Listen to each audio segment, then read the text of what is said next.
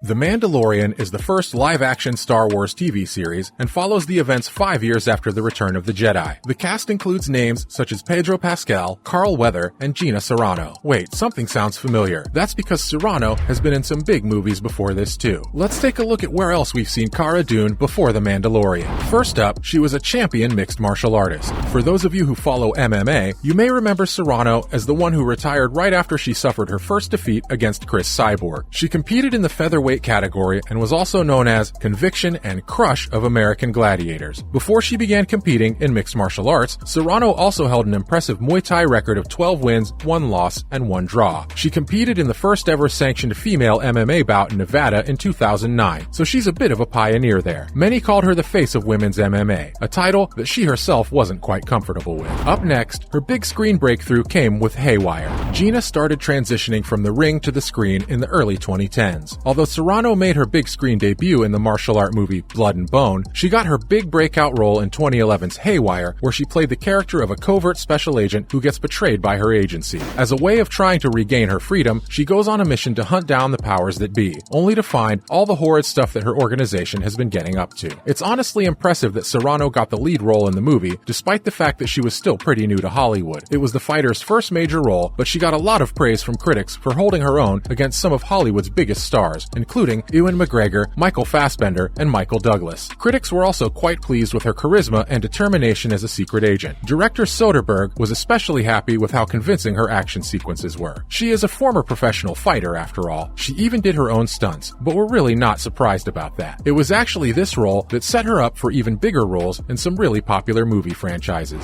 Following up, she also made an appearance on Fast and Furious 6. You might also remember her as Riley from the 6th installment of the movie franchise, helping out Dominic Toretto and his family. She played the role of Luke Hobbs' partner, starting out as a seemingly good guy, but then things take a turn for the worst. It turns out that Carano's character is actually in cahoots with Shaw. That's the latest villain going after the Fast family. Riley's got skills, but her morals are corrupt, to say the least. Eventually, she gets killed off at the hands of Michelle Rodriguez's character Letty. We're pretty sure everyone still remembers that fight scene with her and Rodriguez. Those were some high-flying kicks and punches. It was really a brilliantly choreographed sequence, wasn't it? She even spoke about how great it was that the producers chose to put in a strong action sequence featuring 2 women. Although she did credit her role in Haywire for really opening the doors for her casting in the action flick, her experience with Steven Soderbergh also gave her the confidence to take on a huge franchise like Fast and Furious. This became another stepping stone for the rising star. Her brief stint as a friend who becomes a villain set her up to join another huge movie franchise. Moving on, the time Cara Dune actress joined the X-Men universe. We saw Gina Carano play a villain in the Deadpool movie. According to reports, the martial artist turned actress knew the director, Tim Miller, before the movie was announced. After the movie was confirmed for production, the director called her up and said he had a role for her. One of a strong, silent, physical type. Totally her thing. And that's how she became Angel Dust in one of the highest grossing R-rated movies of all time. And all eyes were on this highly anticipated X-Men spin-off. There were years of clamoring fans before 20th Century Fox finally commissioned a solo Deadpool movie with Ryan Reynolds in the lead. So our girl Carano really stood the chance to make it big in the industry. The Valentine's Day weekend release in 2016 went on to make more than $780,000 at the box office. This firmly established Carano as an action star, as she had quite a prominent role in the movie. For those of you who don't know, in the movie, Wade Wilson, that's Ryan Reynolds' character, is a killer for hire who gets cancer, but he chooses to go through with an experimental procedure to bring out the potential mutations in him. The procedure is carried out by Ajax, who uses it as an excuse to torture Wilson. And by Ajax's side is another super-powered villain called Angel Dust. That character is played by Carano. However, it seems like her time with the Deadpool franchise is over. Angel Dust didn't come back for Deadpool 2, but she made her mark in the superhero genre, enough to be considered for The Mandalorian. Up next, how she lost her role on The Mandalorian. The fighter turned actor has lost her role on the Disney show, and it was all because of an inappropriate remark she made on social media. Lucasfilm immediately took notice and fired the martial artist from The Mandalorian. It wasn't even the first time she made a controversial remark. Earlier, she mocked people who wore masks during the pandemic and even suggested voter fraud during the 2020 elections. It remains to be seen how the character Cara Dune is handled by the producers of the show. Will another actress take on the role, or will they just kill off the character? We'll have to wait for the 3rd season of the show to find out. In the meantime, let's take a look at some actors we may remember from other shows and films. First up, let's start with a Hollywood giant, Morgan Freeman. Probably one of the most recognizable actors and voices of our time, Morgan Freeman wasn't always the top-tier Hollywood star we know him as. Way back in the 70s, Freeman was making making his presence felt as part of an ensemble cast of the PBS children's show called The Electric Company.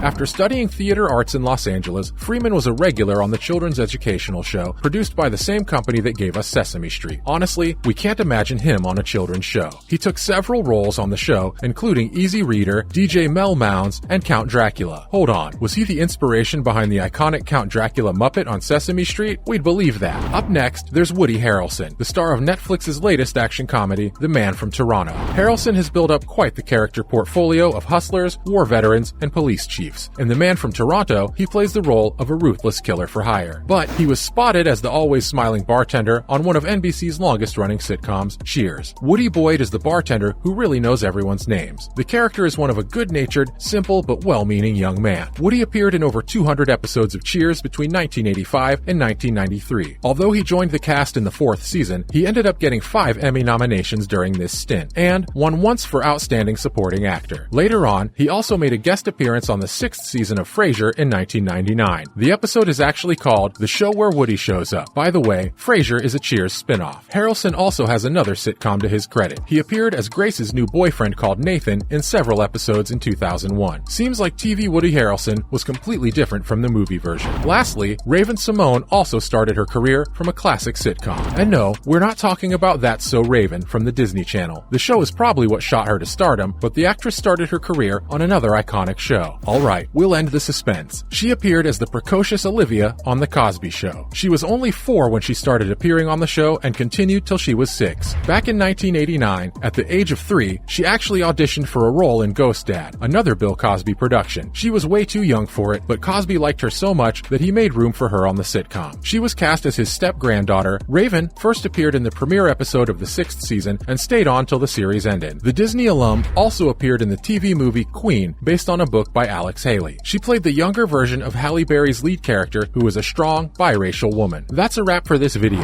Do you remember the Cara Dune actor Gina Carano from her other roles? And what do you think they'll do with her Mandalorian character? Let us know in the comments below. Make sure to give this video a thumbs up and subscribe to our channel for more videos like this. See you in the next one.